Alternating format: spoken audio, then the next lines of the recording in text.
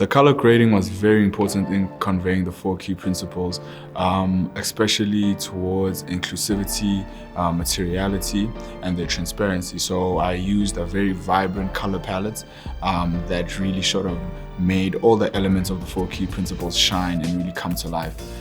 For example, for the materiality of the mined resources, I used the 50mm to shoot them, and I used a very specific color palette and specific lights that we have in studio, special to us Flashing Light Studios, that I used to make sure that the mined resources really show and they pop, as well as giving the visual representation to the employees and shareholders of the value of the company. For inclusivity, I made sure that I was very deliberate in showing the diversity of the employees of SBPM to make sure that I could fairly represent everyone who was hired and is employed.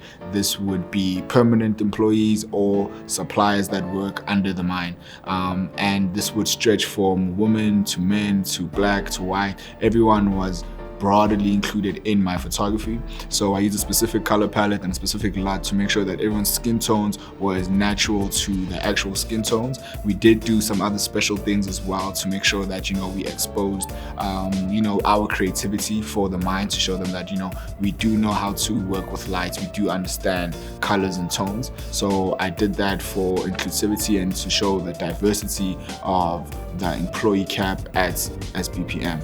So for the transparency principle, I made sure that all the images weren't too over-edited so that they did keep a sense of realism as to what's going on. I wanted to make sure that when stakeholders look at these images, when employees look at these images, when the world looks at these images, really, they're able to tell that these are real people who are actually working there. It's not some AI-generated nonsense. These are real hardworking South African individuals, even international individuals, really, who are employed there. So I didn't really go too crazy on that to over edit. I kept a sense of realism. I kept it as true to the human eye as possible, with adding our own little special sauce just to make it extremely colorful, extremely beautiful.